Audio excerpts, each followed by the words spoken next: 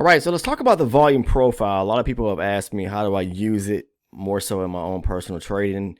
Because they always see it to the right-hand side of my charts. It depends on what you're looking to get out of using the volume profile in a sense, because there's a proper way and an improper way to use it. One thing I do not like to do is trade at, you've heard this in the past, is trade at a high volume area, dead at the middle of something on a high volume node. When you are using a volume profile, whether it's static or dynamic, and I choose to use more of a dynamic, meaning I can scale in and scale out, and you'll see to the right hand side the volume profile shifting. What that's doing is bringing into the picture or the fold the data that is being, it's already printed to the charts. Okay, so what I want to talk about is when trading supply and demand, what I'm looking for. You should know by now if you have spent some time watching the videos surrounding high probability setups and how the volume profile works into the picture. What am I looking at and trading it, okay, or using it as a means of confluence? Now you have to understand that surrounding these high volume areas, there are peaks and there are valleys and there's peaks. There's peaks, valleys, peaks, valleys, peaks. So these are low volume areas. So I'm looking for price to primarily move into a lower area of volume below or above a high volume area, okay? Because the market, high volume areas, okay, which can be depicted as a value area if you want to, basically term that. And all that is an area where volume has stacked up, okay, on the charts, right? You see this little red line that could be considered as a point of control when the market is basically looking at this area of data, okay? If I bring it in, you'll see it shift just as well the more data that I bring in. But all it's doing is bringing into account accumulation of volume over several days of activity. Now, the way I like to do it, I don't have to, have or bring into the fold all that area of volume, because if I'm trading during a session, I just want to primarily see what's taking place, especially if we were hitting an area of supply or demand. Now, the number one thing that I'm looking at that's most important to me is structure of the market. Are we bullish or bearish? Are we making multiple highs to the upside where we're breaking and making higher highs and higher lows, or doing the reverse of moving to the downside? The volume profile is primarily probably the last piece of confluence that I'm looking at when I'm looking to get ready to enter a trade. Market structure first, okay? Looking at price action, marking up higher from a higher base chart, demand or supply areas, and then scaling down to a lower base chart. So the thing that works best that I like to do is first figure out structure the market. All right. So if we were looking at, and we'll take a couple examples here. Looking at structure, okay. Of course, you can see I drew this channel to the upside over the last several days from the 20th moving forward. I think it goes back a little further than that, maybe to the 19th. There we go. So it's making higher highs and higher lows. You should, number one, be able to determine that. And this is trading the Emini futures. Let me start off by saying that as well. So I'm looking to trade the NASDAQ futures, gold futures, ES futures, and there's so many other variety of assets that you can actually trade, whether it's currencies or commodities, equities, whatever it may be, okay? So you have to pick the market or instrument you like to choose. You can also trade micros just as well, but I stick to primarily, I'm trading the E-minis, all right? Micros is good for people who are beginner traders to really get their foot in the door. Now, what I want to show you is this right here, because I did say I'm going to show a couple examples, and I want to bring the volume profile into the fold. Pay close attention. When you see the market breaking structure to the upside, say for example here, and then what happens is the market maybe starts to shift to where you get like a push down, make it a low, the first low, lower high, lower low, lower high, and then lower low. The market has already started breaking some areas of structure back to the downside, okay? All right, took out, this is a minor area of structure right here, pull back, broke structure, pull back, broke structure. So we're shifting to the downside. When we're shifting and breaking structure to the downside, of course we want to be looking for areas of supply, okay? So, but even though we could still be breaking structure lower, and this could be a short term, and I talked about this before, downtrend, the market may be still bullish overall, and we bring everything into the fold over the last several days, and that's why I have this channel drawn like this. So ultimately, yes, this is a trend reversal or shift, for maybe just for a very slight moment to the downside. But in that case, when I'm looking at the bigger picture, we have these big swings to the upside. So until, we really start breaking some of these more so major areas of swings to back down to the downside, then in my mind, I'm still thinking that, we are bullish. But, from a short-term standpoint, yeah, I can scalp this because we are breaking some areas of small structure to the downside, looking for supply setups. So like this right here, this was an area of supply resting right here in this area. And again, remember what I said about low volume versus high volume? I'm looking for areas. I'm going to bring this back over here as if this day, these days from here didn't happen yet. When I do this, I want to bring back into the fold the area of supply resting right here because the market came back to it. This is a high probability trade. What does a high probability or high quality setup consist of? When we're breaking structure lower and we pull back to this area of supply here, there has to be a gap attached to the zone, meaning there's a gap right in front of the zone where the market didn't immediately pull back or retrace back to it. By the time it does retrace back to it and fills the gap, it's already a high probability setup. So there are some things that I mark off in my head, structure-wise. What are we currently doing? All right. Is there a supply zone that was created because we're breaking structure lower? Yes, right here. Is there a gap resting back at the zone? I'm stating all these things because all these things, step by step, bring into the fold the strategy and what I'm looking at. Now, when the market comes back to this area of supply right here, look where it pulls back to. This major low volume area right here. We got a peak here and then basically a major mountain, if you want to say right here. Okay, so this is the volume area, this is the volume area right here. We have a valley right here, we're low volume, and I like to take my trades from those areas where the market starts to become weaker, where there's not as much volume, because the market likes to get to a lower volume area and then move, either it could be back up or to the downside, to where volume is thicker at. These bigger areas are areas where lots of buying and selling took place, basically a fight that went on during the session, okay?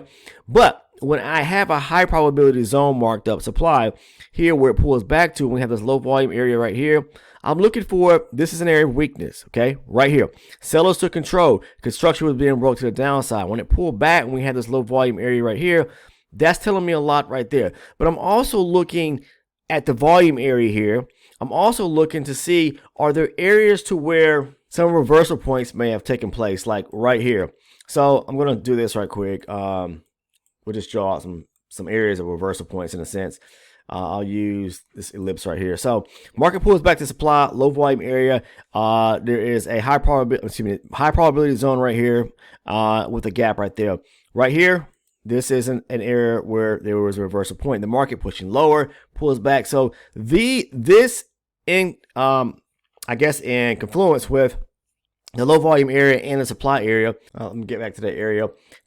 It helps me identify areas to where I can actually look for an opportunity to go short, not directly from the higher time frame chart, but by marking these areas up and seeing them visually with my own eyes, it helps me identify, okay, there's lots of potential, there's lots of confluence that are stacking up for the market to even, to push lower. So from here, talking about 922 down to say 850, there's enough points to pick up, for a nice scalp back down to the downside. Again, from a short-term basis, we are breaking structure lower. Okay. So you have to think directionally when the market is shifting. What should I be doing? Looking for shorts, pull back, supply right here. There's also more confluence, like I said, with the low volume profile. Low volume off the volume profile right here. Okay, we got that valley right there, and then an area of reversal point as well. So if you have multiple areas of reversal points that are just going to aid and give you just start stacking up as more confluence to look for an opportunity to go short. Now, as far as the remaining portion of the strategy, that's where I'm just looking down, moving down to a lower base chart to see if there's a zone resting on the inside of the 120 range zone. So I'm using a 24 range. I trade range based charts. I'm using a 24 range chart, moving down at this point. Once I have all this confluence that stacks up, and seeing what I marked the zone here. Okay, so what I'll do is I'll go in, click on all charts so that this zone now shows on my 24 range chart. Once I move down to my 24 range chart, I'll see this right here, and then I'm looking for even a supply zone resting on the inside of the zone. All this is going to give me more confluence. Okay, guys, it's a supply setup here on the higher base chart. Low volume area here, weakness area of volume right here to where the market's probably going to want to reject this area and come back down to the high volume area. As you can see, it did. Plus, we have more confluence with this reversal point right here where the market continued pushing lower right here just as well off this structural break to the downside. So I'll show you another example. And so what you'll see, let's get rid of that right there. What you'll see is now the market does what? Yeah, it makes a low here. Now, again, we didn't make or break through any major area low, which would be, to me, down this area right here. These would be some areas of minor structural breaks to the downside. The market continues pushing lower. But you have the market pushing up. So we got some big swings here off of the 120 range chart to the upside, which we never came down and broke any of these major lows. I'm not sure my chart is kind of freezing up. Give me a second, guys. Okay, back down to the downside. So what happens is that now it's coming down, and now we get a rebreaker structure back to the upside where it takes out this high right here, and as well we took out this high here. We haven't taken out this high right here, so we're moving kind of sideways right now, I'd say, in between this high here and this low right here. So we are moving sideways. The market, I'm going to say right now, is going to break above this area here more than likely because there's liquidity resting right there from these double highs right here, okay, or double tops. All right. So outside of that, now the market starts to push back up to the upside. I want to show you a demand setup quickly before I jump off. So the market breaks higher. We're breaking structure back to the upside. Look, beautiful area of demand. First and foremost, is there a gap attached to that area of demand right here? Yes. Okay. That's helping raise the quality or the probability of the trade. Pulls back to this area. Let's bring it back into the fold. When it comes back, we're again in this low volume area right here. Okay. High probability zone, low volume area. Now let's talk about, in a sense, are there areas where there could be like reversal points that help provide more means of confluence? The things that happened prior to the left-hand side of the chart in the past leading up to this trade setup right here. Okay, so let's take a look. All right, so we'll take a ellipse. I'll draw it like this. All right, so there's one here. Okay, look, comes back. This is the zone. Look to the left. All right, this is an area where the market basically had was breaking structure to the downside right here, and then we broke that area structure back to the back to the upside. So that was a reversal point in the market. Would push back up as well. We'll squeeze in, look to the left, more to the left hand side of the chart. Another one right here. So if I was to, let's say, I don't know, let's just use an arrow, I guess, was to draw a line from here across to the zone, you can see where the market is pretty much low volume, high probability demand area, confluence area with this area with broke structure right here to the upside. This is a reversal point, and right here, all these things, this is prior price action activity to where the market is wanting to push higher. Yes, I got a lot of things in my charts, guys. I should probably clean it up before I actually, started showing this, but I just want to show you that more confluence that you actually have in marking off your higher base charts and then moving down to your lower base to look for an entry. And once we get down to the lower base, all we're doing at that point is looking for a zone within a zone. Okay. So the more confluence we have off the higher base chart, which everything is setting up nice. Again, high probability area, low volume area here, multiple points of interest because of those reversal points there that I can draw out. Look what it does. We're in this low volume area. It's a high volume area right back to it. So it rejects it. Boom. The high volume area pushes back into value in a sense, and the market pulls back up and treats this area like an area, like a magnet. Okay. So once you get to the trade, once we move down to a lower base chart, let's take a look to see if there's something there. Let me do away with this right quick. Delete this stuff off the charts right quick, and I'll wrap this up for you guys. But hopefully you understand when it comes to these low probability and high probability setups by now if you've been following the channel. If not, please spend some time watching the video content, guys. So this was on the 26th, which was a couple of days ago. We'll move down to the lower base chart real quick so I can find that zone. Demand. All right, so the market comes back to it. Now, in this zone here, I believe this was the 26. Yeah, 26. It comes to it, but there's no high probability. Well, the market didn't pull into the zone and tap into a high probability demand area on the inside of the zone here. But what I'm trying to say is that it still worked out, as you can see, okay? Because we have a lot of confluence off the higher base chart. People ask me, can you take a trade off the 120 range? I primarily wouldn't do it if I was a beginner trader and had a little, not much capital to trade with. But yes, you can, because people do trade from higher base charts. But I want to really zoom in and redefine or define my trade areas when I'm trading. But as you can see, the market the trade actually worked out and pushed right back up. I'll show you another example here. Now here's a zone I'll show you right here. This is from the 27th, which was 2 days ago. All right, so this is a high probability supply area. Okay, the market was breaking structure lower. Let's see, we made a low here, came back, broke structure, broke below this area here. Okay, so pay attention. I talk about the low volume area and high volume area. Look at these areas of smaller areas of volume right here. So you have the peak, valley, valley. All this could be low volume right here, but still below this high volume area there's a smaller area of low volume right here, a little peak right here, low volume right here, small little peaks as we go down, but that's because I bring more into the fold as far as data, then you start to see the volume profile grow. But I'm only interested in what's going on in this area right here, because I'm going to mark up some of those reversal points to where we use those as confluence as well. So like right here, you see what the market came back into this area. What do you see right here? This is a supply area right here with a high with a gap attached to it, making it a high probability zone. Comes back right here, low volume area, taps into it. But not only that, but we also have some of those reversal points that I talk about in the video here. Right here, where it broke this area structure. Okay, started pushing to the upside, boom, came back, broke structure, as well as right here, breaking through this area right here, coming to the downside. Okay, reversal points back down to the downside. So all this is kind of just stacking up. All right, so we had the confluence with the low volume area here. We had the confluence with the area of high probability supply. One reversal area here, reversal point, and then another one over here, as we can see the market coming down to the downside. With all that said, when the market comes back into this area, and I probably should have made this a little bit larger right here, which we'll do right quick. This area right here, 1, 2 means a confluence. 1, 2. Low volume area with the high probability supply zone right there. Move down to the lower base chart, and boom, there we go right here.